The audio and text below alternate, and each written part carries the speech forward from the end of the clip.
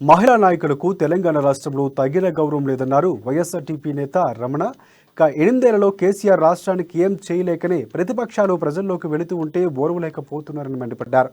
పెద్ది సుదర్శన్ రెడ్డి అనుచరులు ప్రజాస్వామ్యానికి విరుద్ధంగా షిమ్లా కాన్వాయ్పై దాడి చేశారని రమణ మండిపడ్డారు.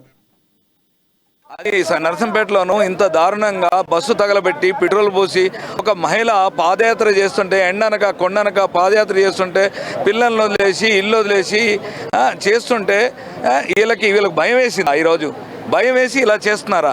ఇంత అరాచకం దారి చేస్తారా? ఆయన అనుచరుల్ని 1000 మందిని పంపించి కర్రలు తీసుకొని కార్యకర్తల్ని నాయకుల మీద దాడి చేస్తారు. మనం ఎక్కడున్నాం? మనం ఆఫ్ఘనిస్తాన్లో ఉన్నామా, తాలిబాన్లో ఉన్నామా? మనం అసలు ఎక్కడున్నాం?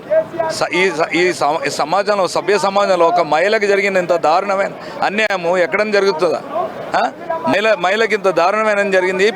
అది నర్సంపేటలోనూ ఇంత దారుణంగా బస్సు తగలబెట్టి పెట్రోల్ పోసి ఒక మహిళ పాదయాత్ర చేస్తుంటే ఎండనక కొండనక పాదయాత్ర చేస్తుంటే పిల్లలను వదిలేసి ఇల్లు వదిలేసి చేస్తుంటే వీళ్ళకి భయం వేసిందా? ఈరోజు భయం వేసి ఇలా చేస్తున్నారా? ఇంత అరాచకం దారి చేస్తారా? ఆయన అనుచరుల్ని 1000